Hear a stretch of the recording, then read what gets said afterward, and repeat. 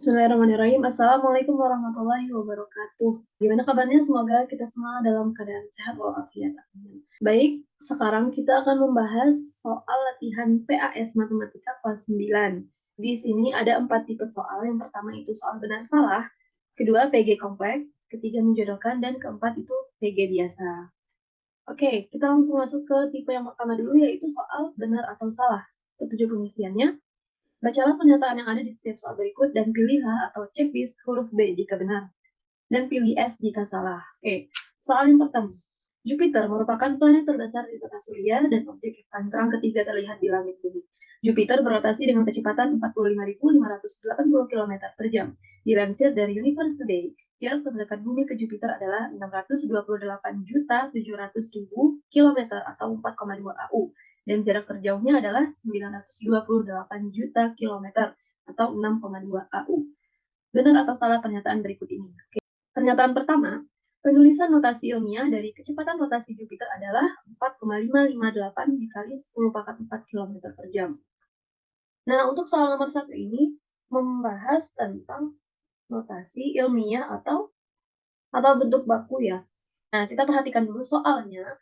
Itu Jupiter berotasi dengan kecepatan 45.580 km per jam. Nah, 45.580 km per jam ini akan kita ubah ke bentuk ilmiahnya itu berapa, berapa, kali 10 pangkat berapa. Oke, perlu diingat untuk penulisan notasi ilmiah itu harus berada di antara X-nya ya, di antara 1 dan 10, tidak boleh lebih, jadi harus di rentang ini. Boleh 1, boleh 9,9. Bagaimana caranya? Kita letakkan koma setelah satu angka pertama. Di sini berarti 4,5. 4,5580. 4,5580. Nah, ini kan sudah berada di rentang 1 dan 10 ya. 4,5 ini sudah benar. Tinggal penulisan ke notasi ilmiahnya dikalikan dengan 10 pangkat berapa. Kita tulis 4,558. Nolnya jangan ditulis ya, karena nanti masuk ke 10 pangkat. Nah, sekarang pangkatnya ada dikali 10 pangkat berapa? Caranya kita hitung ada berapa angka setelah koma. Di sini ada berapa? Ada 1, 2, 3, 4. Ada 4 angka setelah koma, jadi dikalikan dengan 10 pangkat 4. Jadi untuk pangkatnya itu disesuaikan dengan banyaknya angka setelah koma. Nah, berarti penulisan notasi ilmiah dari 45.580 itu 4,558 dikali 10 pangkat 4. Untuk pernyataan yang pertama ini benar. Untuk pernyataan yang kedua, selisih jarak terdekat dan terjauh bumi ke Jupiter adalah 29,9 dikali 10 pangkat 6. Kita lihat soal dulu. Jarak terdekatnya itu 628.700.000 dan jarak terjauhnya 928 juta. Berarti untuk mencari selisih, kita kurangi jarak terjauh dengan jarak terdekat.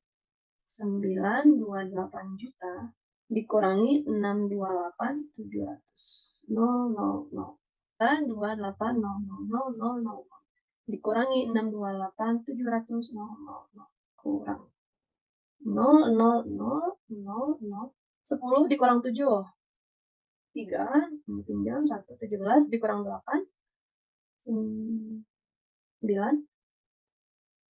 11 kurang 2, 9, 8. Jadi 299.300 juta. Nah, ini adalah selisih jarak terdekat dan jarak terjauh.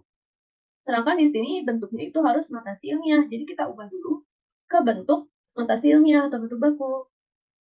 Menjadi berapa, koma berapa dikali 10 pangkat berapa. Nah, tadi caranya itu kita taruh koma setelah satu angka pertama, berarti 2,993. 2,993. Oke, sisanya kan 0. Berarti tinggal dikali 10 pangkat. Kita hitung ada berapa angka setelah koma. 1, 2, 3, 4, 5, 6, 7, 8. Ada 8, berarti 10 pangkat 8. Jadi untuk selisihnya itu adalah 2,993 kali 10 pangkat 8. Ini ya penulisan notasi ilmiahnya. Sedangkan di pernyataan ini 29,9 kali 10 pangkat 6. Berarti ini salah. Dari sini juga sudah terlihat bahwa 29 ini tidak berada di rentang 1 dan 10. Nah, bisa langsung kita nyatakan salah. Meskipun kita belum menghitung, kita sudah bisa menjawab bahwa itu salah. Oke, begitu ya untuk penulisan notasi ilmiah. Oke, di sini Ibu akan menjelaskan soal nomor 2, masih yang benar salah di sini. Perhatikan gambar grafik berikut ini. Jika bentuk umum fungsi adalah fx sama dengan ax kuadrat tambah bx tambah c, maka benar atau salah pernyataan berikut ini. Nah, di sini ada gambar grafiknya, kemudian di sini ada pernyataannya. Kita tentukan benar atau salah.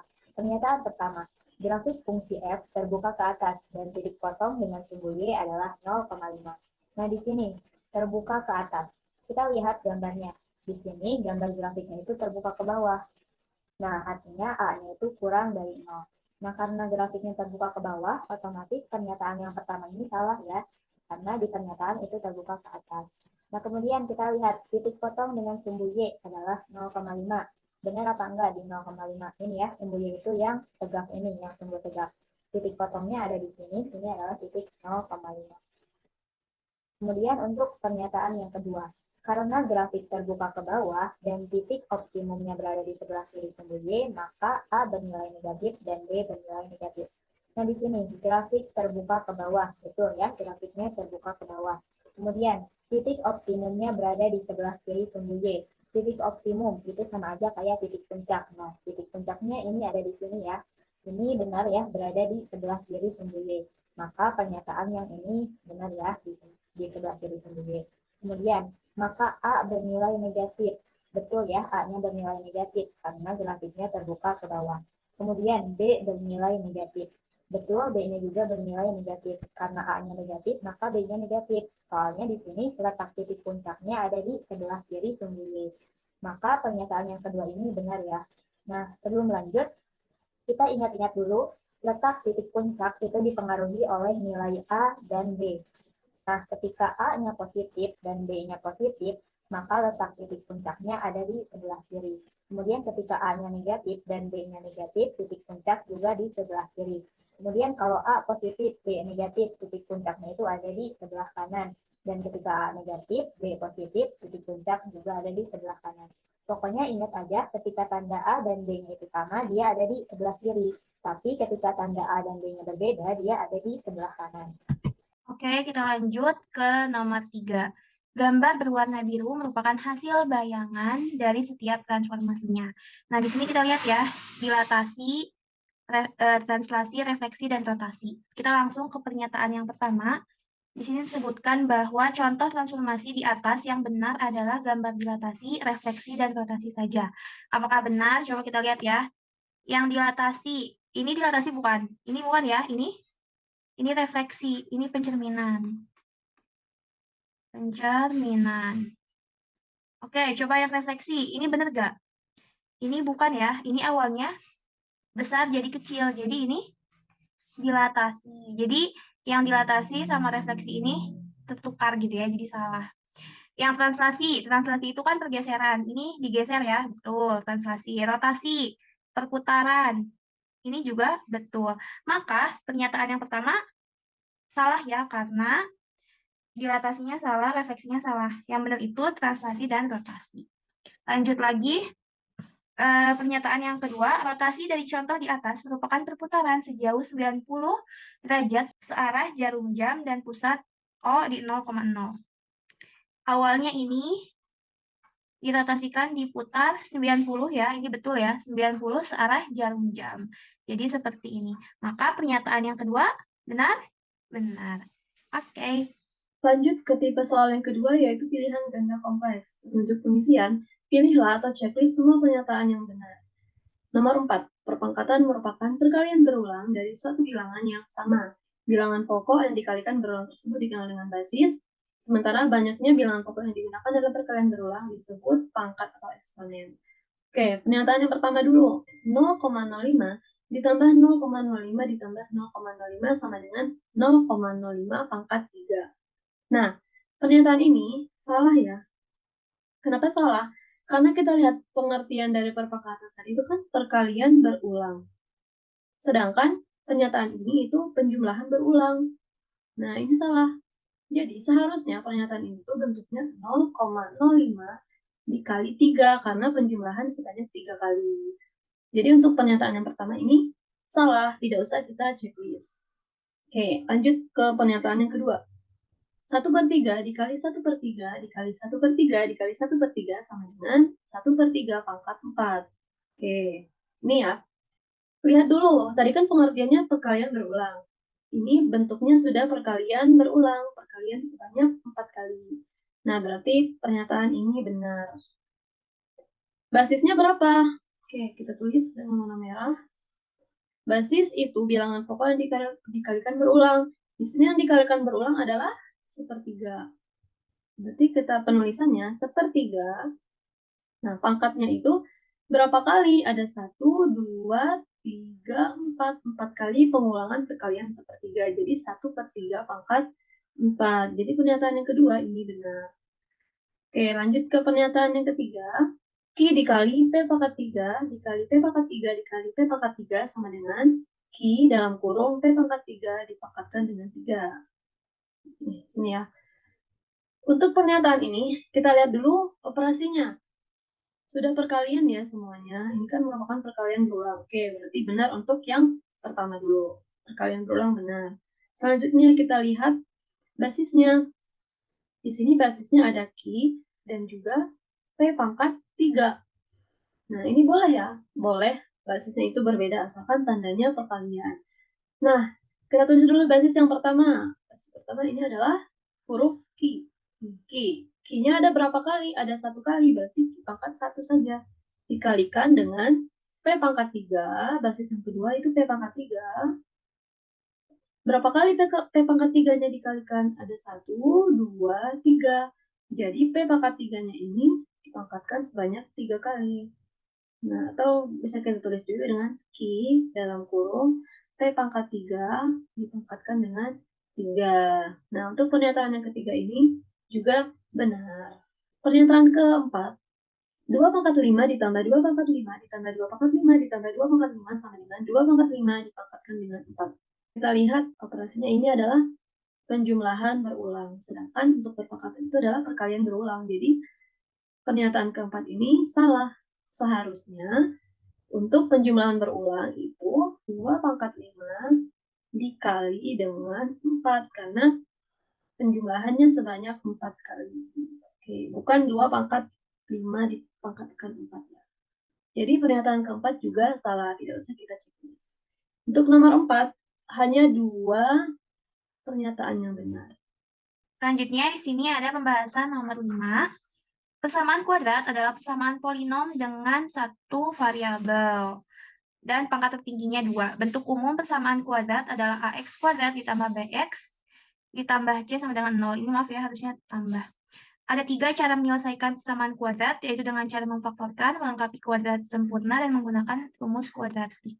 Pasangkanlah pernyataan yang ada di sebelah kiri dengan pernyataan yang ada di sebelah kanan, sehingga menjadi pasangan pernyataan yang benar.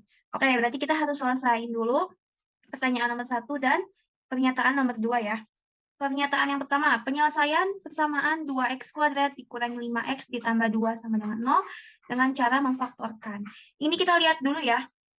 Kita lihat bahwa ini A-nya itu sama dengan berapa? Sama dengan 2. Kalau sama dengan 2, kita bisa pakai rumus yang 1/A dikali AX ditambah P. AX ditambah Q. Oke, dengan A kali C sama dengan P kali Q, dan B-nya apa? P tambah Q. Sekarang kita lihat di soal. A-nya itu 2, B-nya berapa? Min 5, C-nya 2. Oke, sekarang berarti kita harus cari dulu A kali C. A kali C-nya berarti 2 dikali 2, sama dengan 4. Berarti kita cari faktor dari 4 yang kalau dijumlahin harus B harus min 5. Berarti 4 itu apa aja faktornya? 1 dikali 4.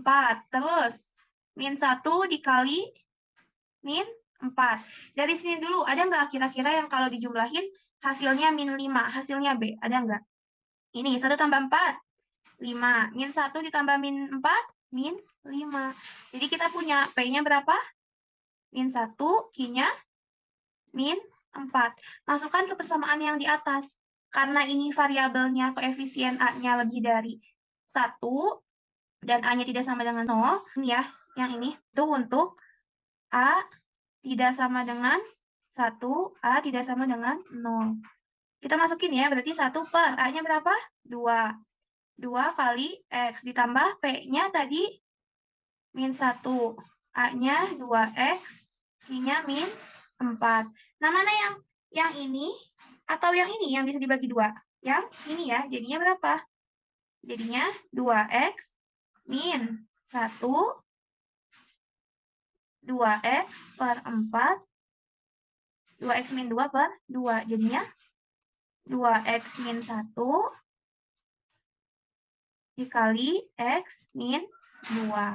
Oke, berarti faktor penyelesaian dari 2X kuadrat min 5X plus 2 sama dengan 0 adalah 2X min 1 dikali X min 2. Oke, kita lanjut ke soal selanjutnya. Penyelesaian persamaan dari X kuadrat ditambah 2X min 15 sama dengan 0 dengan menggunakan rumus kuadratik. Kita masih ingat nggak nih rumus kuadratik apa?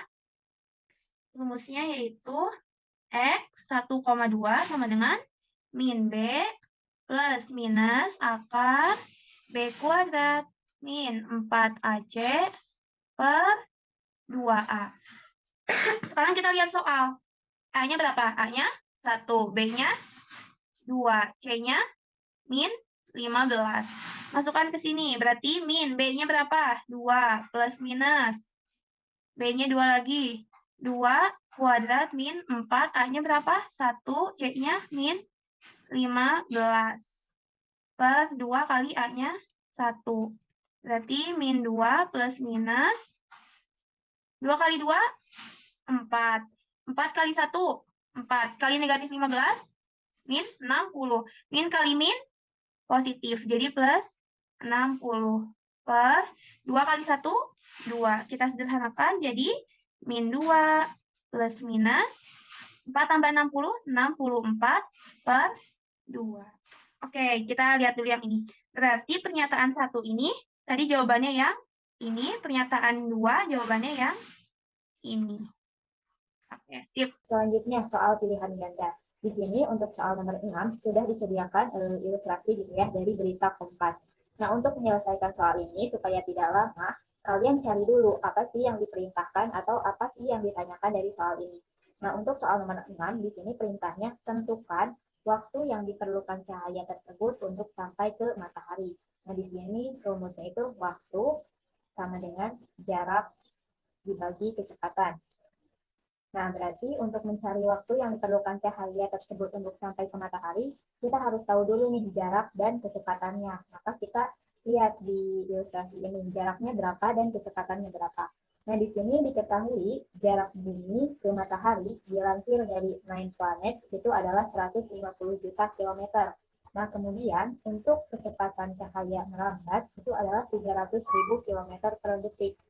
Berarti waktu yang diperlukan ini tinggal kita bagi aja 150 juta dibagi 700.000, maka hasilnya adalah 500. Jadi waktunya itu adalah 500 detik. Nah, di sini hasilnya 500, tetapi di pilihannya itu bentuknya dalam bentuk notasi ilmiah. Maka kita ubah dulu bentuk yang 500 ini menjadi bentuk notasi ilmiah. Berarti bisa kita tulis aja 5 dikali 10 pangkat 2. Maka jawaban yang benar adalah yang B. Selanjutnya, bentuk sederhana dari perpangkatan 7 pangkat 3 dikali 49 pangkat 3 adalah titik-titik. Nah, untuk menyelesaikan soal ini, kita samakan dulu basisnya. Di sini kan 7 pangkat 3 dikali 49 pangkat 3.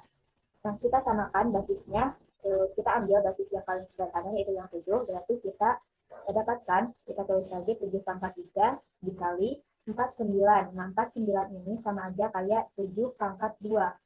Karena 7 pangkat 2 itu 49. Nah, kemudian ini pangkat 3. Maka tinggal kita hitung, jadi 7 pangkat 3 dikali, nah ini 7 pangkat 2 dipangkatkan lagi 3. Untuk menyelesaikannya, kita tinggal kalikan saja pangkatnya. Jadi ketika ada suatu bilangan, dipangkatkan, kemudian dipangkatkan lagi, tinggal dikalikan pangkatnya. Berarti di sini hasilnya jadi 7, ini 2 kali 3 itu 6, maka jadi 7 pangkat 6. Kemudian di sini basisnya udah sama nih 7. Nah, di sini dikalikan. Kalau dikalikan, kita tinggal jumlahkan saja pangkatnya. Nah, berarti nanti didapatkan hasilnya 7, pangkatnya itu 3 tambah 6, jadi 9. Maka hasilnya adalah 7 pangkat 9. Jawabannya yang C. Selanjutnya, bentuk sederhana dari operasi bentuk akar 125 ditambah 3 akar 5 dikurangi akar 20 adalah titik-titik. Nah, untuk menyelesaikan soal ini juga, kita tinggal samakan aja bentuk yang di dalam akarnya. Ini kan akar 125 ditambah 3 akar 5 dikurangi akar 20. Maka kita tinggal hitung di sini sama dengan akar 125. 125 itu sama aja kayak 25 dikali dengan 5. Kemudian ditambah 3 akar 5 dikurangi akar 20. Nah, akar 20 sama aja kayak 4 dikali 5. Nah, kalau udah seperti ini, kita tinggal hitung aja. Akar 25 itu sama kayak 5 gitu ya. Akar 25 sama dengan 5 kan. Jadi kita bisa tulis 5 akar 5 ditambah 3 akar 5 dikurangi. Nah, akar 4. Akar 4 itu kan sama dengan 2. Jadi kita tulis 2 akar 5. Maka ini kan sudah sama ya, yang di dalam akarnya semuanya akar 5. Jadi kita tinggal hitung aja yang di luar akarnya. Kita tulis dulu di sini akar 5. Nah, di sini 5 tambah 3 itu 8, kemudian dikurangi 2, hasilnya 6. Jadi hasilnya itu adalah 6 akar 5. Jawabannya juga yang C. Selanjutnya, jika diketahui bentuk umum persamaan kuadrat adalah ax kuadrat ditambah bx tambah c sama dengan 0, maka nilai A, B, dan C berturut-turut untuk persamaan negatif 3x kuadrat dikurangi 5 sama dengan negatif 4x adalah titik-titik. Nah, untuk menyelesaikan soal ini, sebaiknya kalian ubah dulu ke bentuk umumnya. Ini kan persamaannya 3x kuadrat dikurangi 5 sama dengan negatif 4x. Nah, kita ubah dulu ke bentuk yang ini. Maka didapatkan negatif 3x kuadrat. Ini yang negatif 4x-nya kita pindah ruas jadi 4x. Nah, kemudian ini dikurangi 5 sama dengan 0. Nah, sekarang bentuknya udah sama seperti bentuk umum persamaan kuadrat. Jadi kita tinggal cari A, B, dan C-nya. Berarti A-nya itu sama dengan negatif 3, B-nya sama dengan 4, dan C-nya sama dengan negatif 5. Maka jawaban yang benar adalah yang B. Nah, selanjutnya, manakah pernyataan yang benar mengenai sifat dari persamaan 2x kuadrat dikurangi 6x tambah 3 sama dengan 0?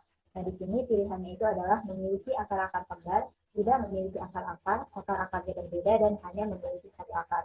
Kalau kita lihat dari pilihannya, soal ini itu berhubungan dengan nilai diskriminan. Nah, kita ingat rumus diskriminan itu B sama dengan B kuadrat dikurangi 4 dikali A dikali C. Nah, di sini ada A, B, C ya, berarti kita tentukan dulu A, B, C-nya.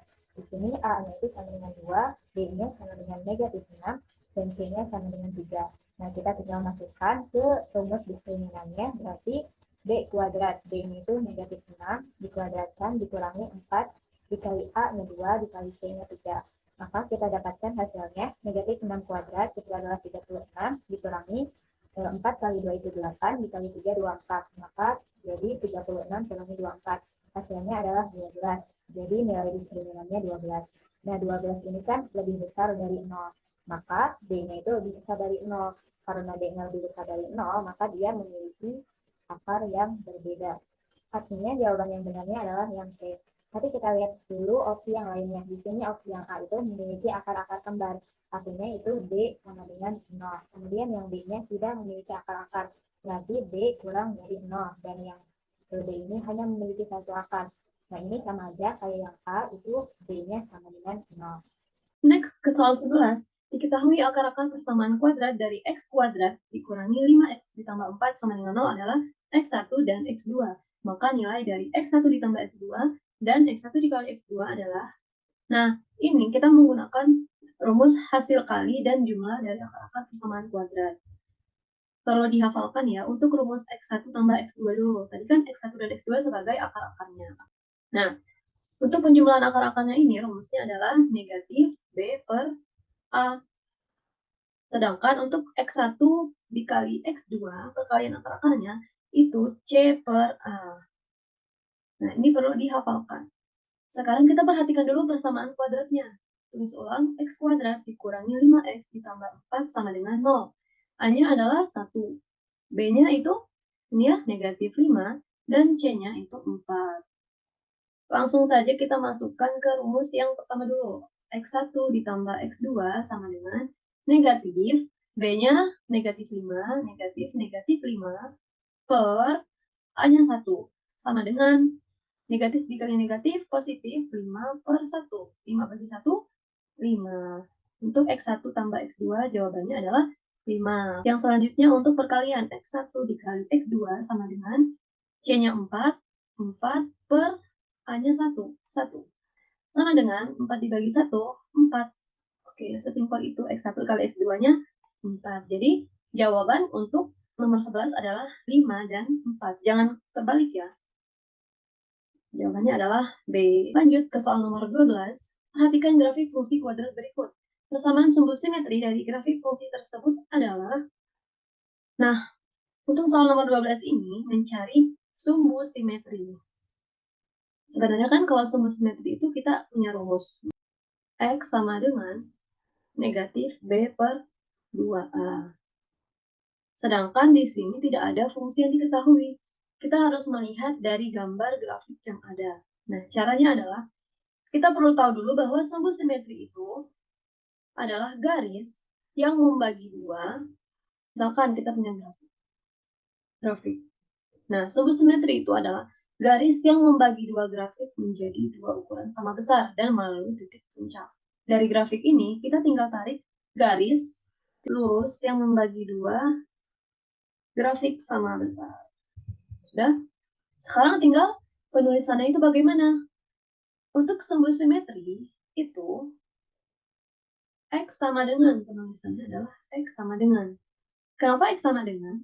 Karena garis lurus yang merah ini memotong titik 2 pada sumbu X. Sumbu X kan yang mendatar. Nah, dipotong oleh garis yang merah ini. Oh, dipotong. Jadi, penulisannya adalah X sama dengan 2. Karena garisnya itu melalui angka 2. Nanti kalau misalnya grafiknya itu di sini. Grafiknya seperti ini. Berarti memotongnya di negatif 1. X sama dengan negatif 1. Tergantung di mana garisnya itu membagi 2 ya angkanya. Seperti itu untuk, jadi jawaban untuk nomor 12 adalah D. Sumbu simetrinya yaitu X sama dengan 2. Semoga bisa dipahami.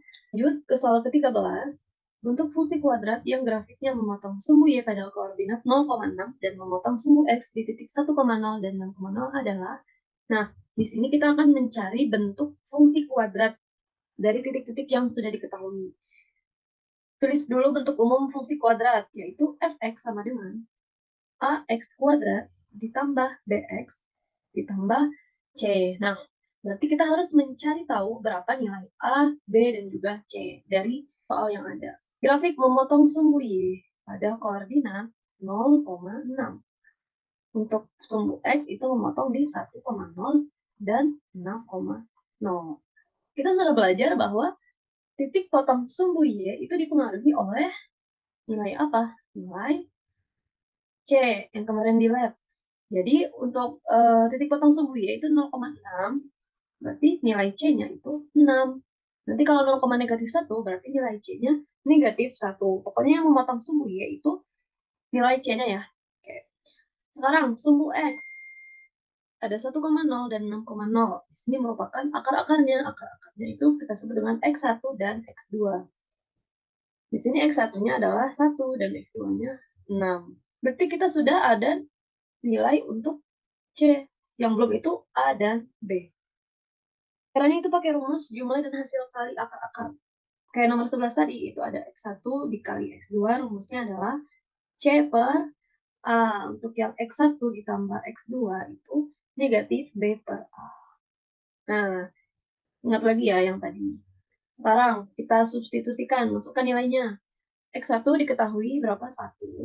Jadi 1 dikali X2-nya 6. Sama dengan C-nya diketahui ini 6. Per A-nya kita cari. 1 kali 6, 6 sama dengan 6 per A.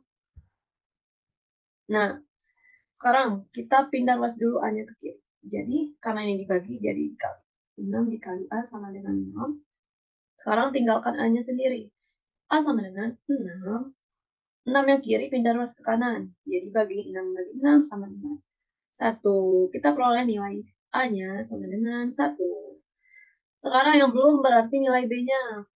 Kita masukkan lagi nilai X1, 1, ditambah X2, 6, sama dengan negatif. B-nya itu kita cari per A-nya 1. Nah, ini tadi ya. 1 tambah 6, 7, sama dengan negatif B dibagi 1, negatif B. Karena semua yang dibagi 1 itu hasilnya dirinya sendiri. Nah, sekarang kita sudah punya negatif B sama dengan 7. Kita hanya mau B-nya saja, berarti bagaimana? Kita ubah dulu. Negatif B sama dengan 7. Berarti B sama dengan, nah ini kan dikali negatif 1 supaya hasilnya positif.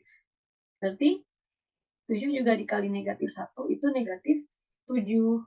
Nah, B-nya sama dengan negatif 7. Oke, kita sudah memperoleh nilai A, B, dan juga nilai C. Tinggal kita substitusi ke bentuk umum. Nah, jadi fx sama dengan A-nya 1, X kuadrat, ditambah B-nya negatif 7, X ditambah 6. Di sini ya. Tulis sama dengan X kuadrat dikurang 7X ditambah 6. Lanjut, sekarang ada soal nomor 14. Seorang anak sedang memasukkan bola pada ring basket, seperti nampak pada gambar berikut. Nah, jika Y sama dengan Fx sama dengan min 2X kuadrat ditambah 4X ditambah 3, menyatakan bentuk lintasan bola tersebut, maka tinggi maksimum dari lemparan bola anak tersebut adalah dalam satuan meter. Nah, kita lihat ya di sini, kalau misalnya ditanyain nih bentuk lintasan yang paling tinggi, berarti yang paling tinggi itu yang C ya. Kita tuh berarti lagi cari nilai C ini berapa gitu ya. Berarti maka tinggi maksimum itu sama dengan nilai maksimum. Nilai maksimum rumusnya apa? Ada yang masih ingat? Rumusnya apa coba? Min D per 4. Oke, sekarang kita lihat soal dulu. A-nya berapa? A-nya min 2. B-nya 4.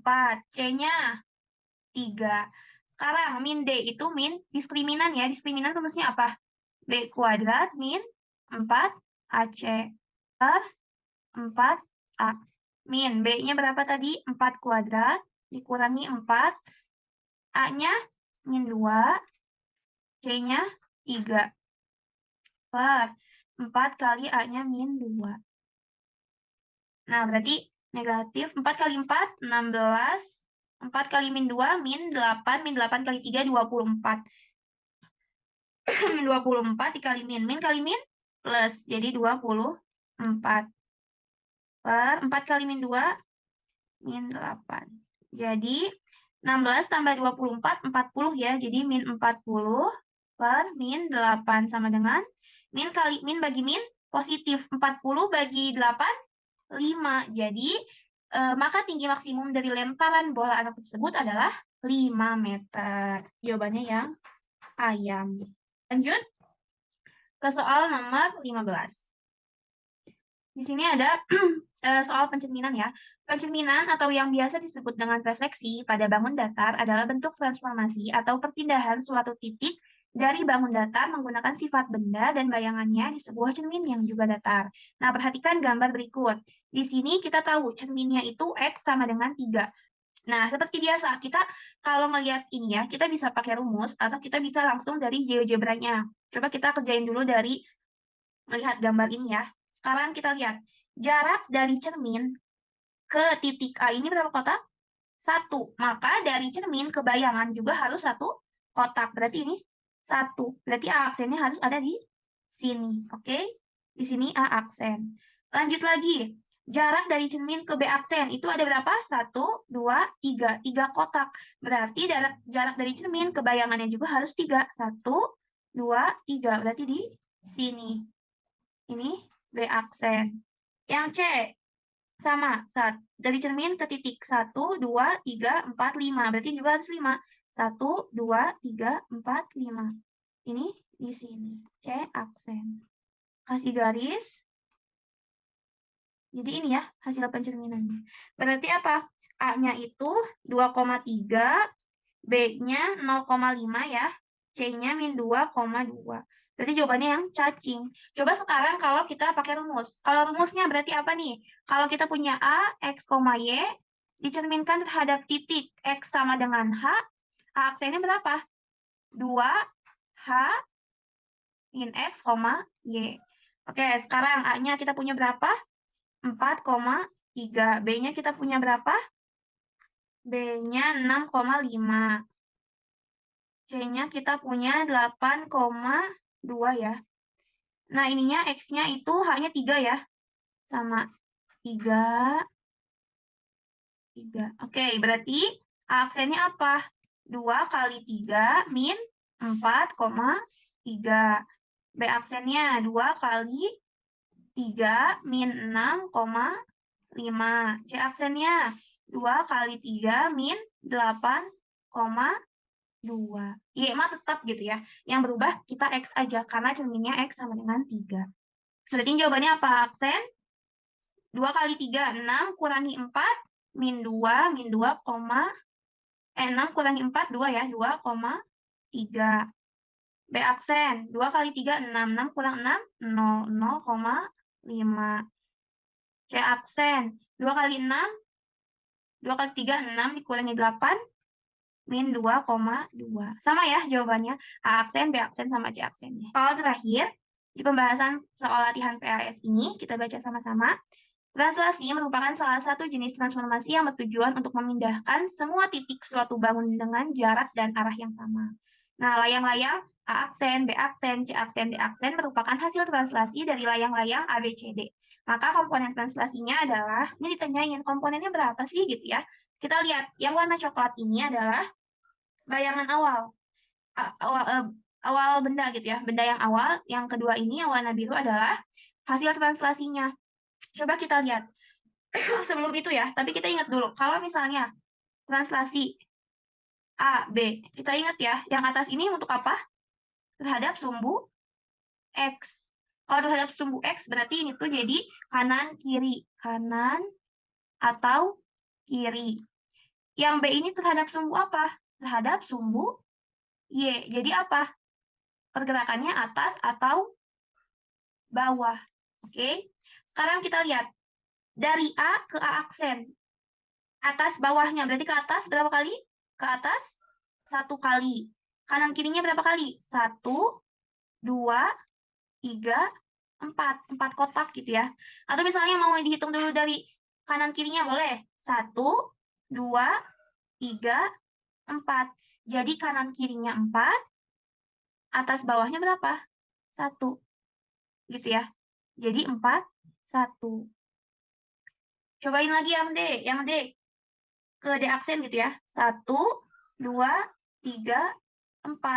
Sama 4 kanan kiri, 4 ke kanan, dan 1 ke atas. Jadi 4, 1. Itu kan kalau kita lihat gambar. Sekarang kalau misalnya kita pakai rumus. Rumus translasi itu apa sih kalau misalnya kita punya titik A, X, Y, ditranslasikan terhadap titik, terhadap translasinya AB, maka nanti jadi apa? A aksennya X tambah A, Y tambah B. Berarti kita lihat nih, yang A itu di titik 1,1. Kita nggak tahu translasinya berapa gitu ya, AB-nya berapa.